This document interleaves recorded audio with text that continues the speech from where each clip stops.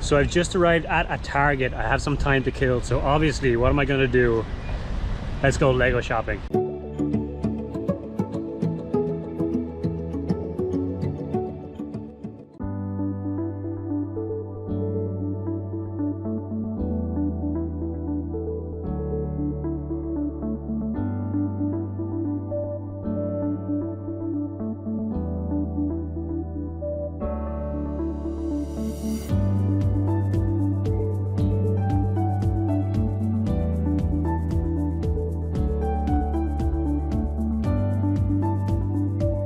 Alright, so starting off in the Lego Star Wars section, and we see the ATST right here, retiring soon, $40.49, next to the R2-D2, and it really surprised me to see that in a Target. We have the child, we have the Imperial probe droid, and then the helmets. I love these helmets, as you all know. The TIE Fighter Pilot is definitely my favorite of the helmets. It is exclusive, so it is probably going to have less supply in the aftermarket. And when I saw this here on the shelf for $49.99, I got excited right away because I know that this is a $59.99 set. And when I scanned it into the Target app, sure enough, you can see that it's $59.99 on their website. But it's listed here for $49.99, so that is a great deal. Now the Stormtrooper helmet I also like, so I decided to scan this one into the Target app as well, see if there's any deals on this one, and it was selling for $48, which is a 20% discount, but I can get it for $48 in other places, and I can get it with a tax exemption in places like Walmart or Amazon, so I decided not to pick that one up here.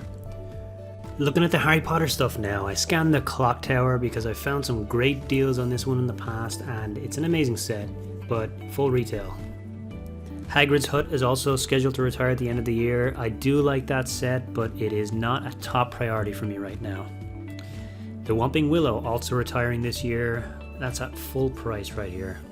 And that's sitting next to the Attack on the Burrow set and the clock tower. Below we have the new Hogsmeade Village Visit, which I think is an amazing set, and I definitely will be buying when that gets close to retirement. We have the Hogwarts Express here for $64. And 4 Privet Drive here for $56. The Hogwarts Fluffy Encounter new set is also here. And then we have the Hogwarts Moments classes, all 4 of them sitting next to each other at full retail price. On the bottom shelf we have the Astronomy Tower and the new Chamber of Secrets set, which I really like, but I don't like that they went back to the old color scheme for the Hogwarts roofs. It doesn't match with the most recent sets over the last few years, which is disappointing. The Lego Friends Party Boat and the Jungle Rescue Base at the bottom here, both scheduled to retire. I do like that jungle base. Looking at Disney, we see the new Belle and Beast's Castle right here, which is a semi-remake of the recently retired Belle's Winter Celebration Castle, which was a $50 set. The 3-in-1 Townhouse Pet Shop and Cafe is down here on the bottom shelf. That's a great set, and it's sitting next to the 3-in-1 Pirate Ship, which I'm a huge fan of, and I definitely am going to scan this in to see if I can get it at a discount. Full retail price, let's put that back for now. Looking at Ninjago next, we see the Zane's Titan Mech up top there. We have the Keeper's Village, that's a $50 set that I really like. The X1 Ninja Charger. And then we have the Destiny's Bounty ship down here on the bottom shelf. That is retiring this year, and I'm a very big fan of that set. Speed Champions, we have the Dodge Dragster and Challenger, the McLaren Elva was there, and the Ferrari F8 as well. The Technic Heavy Duty Excavator and Jeep Wrangler, both sitting there. In architecture, we have the Statue of Liberty, the Empire State Building, Trafalgar Square, the San Francisco, London and Paris skylines. Very well stocked on the architecture front. There's also the Taj Mahal right there. For Lego art we have the Harry Potter, Mickey Mouse, Iron Man, Beatles and Marilyn Monroe here, pretty well stocked. And then we have the Lego Creators section here with the bookshop. Great to see these modulars appearing in Targets now and becoming a little bit more widely available. The James Bond Aston Martin beautiful set, and then the Porsche 911 right above it. Right up to the Birds of Paradise. Lego Sesame Street set is here.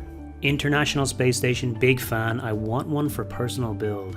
And then we've got Winnie the Pooh here too. Dinosaur fossils, that's a big pick of mine for 2021. And then we have medieval blacksmith, amazing. There's an end cap here for the new Harry Potter stuff, and they have some of the older sets up top, but then you have Fox, you have the Moment sets, but then the newer stuff is here as well, the Hogsmeade Village Visit, and the buildable Harry and Hermione, and the Chamber of Secrets. In the city section, we have the Ocean Exploration Base up top here, and this section was a bit of a mess. So we had the Mars Research Shuttle, which is actually one of my favorite city sets right now. I really do like the space-themed city sets. Some Avengers sets thrown in here as well, because why not? Fire rescue helicopter. Wildlife rescue camp down bottom here. Town center, and the Deep Space Rocket and Launch Center.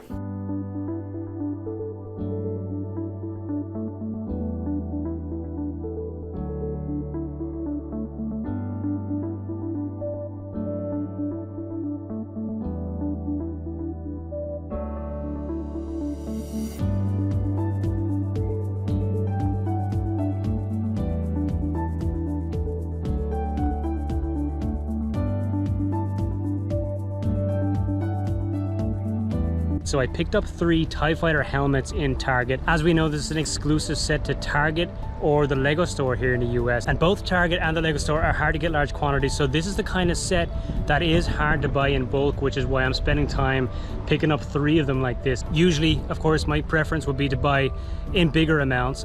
Doing this consistently over time, over the course of, let's say, 6 to 9 months before the set retires, is a good way to build up a good inventory in the set before it disappears. So with certain sets, it's about consistency. It's about picking up a handful whenever you can, but it's always fun to go in, check out what they have on the shelves. When I scanned the TIE Fighter helmets in, the online price for Target was $60, but it was actually marked down in store to $50. For me, that's a great deal. That's an instant purchase.